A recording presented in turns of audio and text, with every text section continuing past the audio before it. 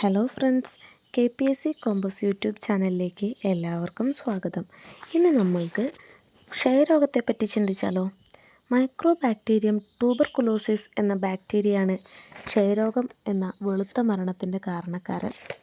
പകർച്ചവ്യാധി ആയതുകൊണ്ട് തന്നെ ക്ഷയരോഗികൾ വീട്ടിലും കുടുംബത്തിലും സമൂഹത്തിലും ഒറ്റപ്പെടുക പതിവാണ്. കേന്ദ്ര ആരോഗ്യ വകുപ്പിൻ്റെ കണക്ക് പ്രകാരം ഇന്ത്യയിലെ ക്ഷയരോഗികളുടെ എണ്ണം 2023 25.5 ലക്ഷവും 2024 26.07 ലക്ഷവുമാണ്. ക്ഷയരോഗികളുടെ എണ്ണത്തിൽ കുറവില്ലെങ്കിലും ഈ രോഗം മൂലമുള്ള മരണം വലിയ അളവിൽ കുറഞ്ഞു. 2015 മരണം 15 ലക്ഷമായിരുന്നെങ്കിൽ 2023 അത് 2.5 ലക്ഷമാണ്. 2025 മാർച്ചിൽ India innovation summit pioneering solutions toward TB എന്ന സമ്മേളനത്തിൽ പങ്കെടുക്കവേ കേന്ദ്ര ആരോഗ്യ കുടുംബക്ഷേമ വകുപ്പ് മന്ത്രി അനുപ്രിയ പട്ടേലാണ് ഈ കണക്കുകൾ പുറത്തുവിട്ടത്. ഇനി ക്ഷയരോഗത്തിൻ്റെ ലക്ഷണങ്ങളും ചികിത്സയും എന്തെന്ന് നോക്കാം. ശ്വാസകോശത്തെ ബാധിക്കുന്ന രോഗമായതുകൊണ്ട് തന്നെ നിർത്താതെയുള്ള ചുമയ്ക്കൊടുവിൽ രക്തം കലർന്ന കഫം പുറത്തു വരുന്നത് ഏറ്റവും പ്രധാനപ്പെട്ട രോഗലക്ഷണമാണ്. പനിയും രാത്രി വിയർപ്പും ശരീരഭാരം കുറയലും സാധാരണ TB രോഗികളിൽ കാണാറുണ്ട്. തുടക്കത്തിൽ ചികിത്സ തേടിയില്ലെങ്കിൽ മറ്റ് ശരീരഭാഗങ്ങളെയും ബാധിച്ചേക്കാവുന്ന ക്ഷയരോഗത്തിൽ രോഗാവസ്ഥയുള്ള അവയവങ്ങളിൽ മറ്റ് ലക്ഷണങ്ങളും കാണിച്ചേക്കാം. ലക്ഷണങ്ങൾ പുറത്ത് കാണിക്കാതെ ഒളിഞ്ഞിരിക്കുന്ന ക്ഷയരോഗ അണുക്കളുമുണ്ട്. അവ സാധാരണ പകരാറില്ല. പക്ഷേ സജീവമായ ക്ഷയരോഗമുള്ളവർ തുമ്മുകയോ തുപ്പുകയോ സംസാരിക്കുകയോ ചെയ്യുമ്പോൾ രോഗവ്യാപനം ഉണ്ടായിരിക്കും. 20-ാം നൂറ്റാണ്ടിന് ശേഷം ഔഷധ ചികിത്സകളുടെ കണ്ടുപിടുത്തങ്ങളും ശുചിത്വ രീതിയും ക്ഷയരോഗബാധയിൽ വലിയ രീതിയിൽ കുറവ് വരുത്തിയിരുന്നു. പക്ഷേ ലോക ജനസംഖ്യയുടെ 4/1 പേർക്കും ഒളിഞ്ഞിരിക്കുന്നതോ സജീവമായതോ ആയ ക്ഷയരോഗമുണ്ടെന്ന് കരുതപ്പെടുന്നു. 1880-ലാണ് TB പകർച്ചവ്യാധിയാണെന്ന കണ്ടെത്തലുകൾ ഉണ്ടായത്.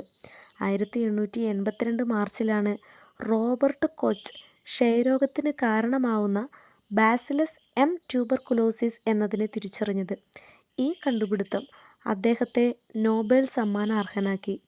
1906-ലാണ് ആൽബർട്ട് കാൽമെറ്റും കാമിൽ ഗൂറിനും ക്ഷയരോഗത്തിനെതിരായ പ്രതിരോധ കുത്തിവയ്പ് കണ്ടുപിടിച്ചത്. ഇതിനെ ബാസിൽ കാൽമെറ്റ് ഗൂറിൻ അതായത് BCG എന്ന് വിളിച്ചു.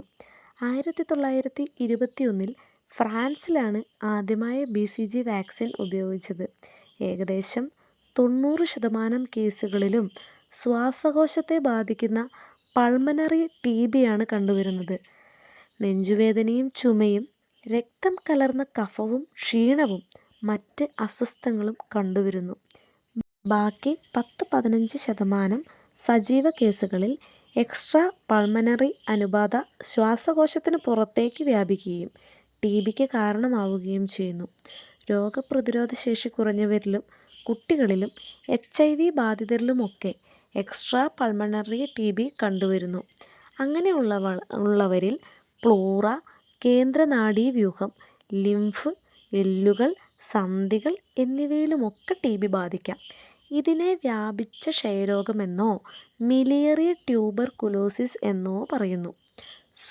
ശ്വസനത്തിനിടെ ഉള്ളിലേക്കെത്തുന്ന MTB ബാക്ടീരിയ ശ്വാസകോശത്തിലെ വായുവറകളായ ആൽവിയോളയിലെത്തുമ്പോഴാണ് ക്ഷയരോഗബാധ ആരംഭിക്കുന്നത്. രോഗവ്യാപനത്തിൻ്റെ തോത് കുറയ്ക്കാൻ TB ഉള്ളവരെ വേർതിരിച്ച് TB വിരുദ്ധ മരുന്നുകൾ നൽകുന്നതിലൂടെ സാധിക്കും. ഒരാൾക്ക് രോഗം ബാധിച്ചാൽ മറ്റൊരാളിലേക്ക് വ്യാപിക്കുന്നതിന് 3-4 ആഴ്ചകളെടുക്കും. 1993 ലോക ആരോഗ്യ സംഘടന ക്ഷയരോഗത്തെ ആഗോള അടിയന്തരാവസ്ഥയായി പ്രഖ്യാപിച്ചു. നാഷണൽ ട്യൂബർകുലോസിസ് എലിമിനേഷൻ പ്രോഗ്രാം 2025ഓടെ ക്ഷയരോഗത്തെ ഇന്ത്യയിൽ നിന്ന് പൂർണ്ണമായും നിർമ്മാർജ്ജനം ചെയ്യുമെന്ന് പ്രഖ്യാപിച്ചിട്ടുണ്ട്. ദേശീയ ആരോഗ്യ വകുപ്പ് മന്ത്രി അനുപ്രിയ പട്ടേൽ ആ കാര്യം വസ്തുനിഷ്ഠമായി ഊന്നിപ്പറയുകയും ചെയ്തു. 2017-15 പദ്ധതി പ്രകാരം ക്ഷയരോഗരഹിത ഇന്ത്യ എന്ന ലക്ഷ്യം ആരോഗ്യവകുപ്പ് മുന്നോട്ട് വച്ചിട്ടുണ്ട്. രാജ്യത്തുടനീളം ഗുണനിലവാരമുള്ള സൗജന്യ ക്ഷയരോഗ നിർണയവും ചികിത്സയും ഈ പദ്ധതി ഉറപ്പുവരുത്തുന്നു. Thank you.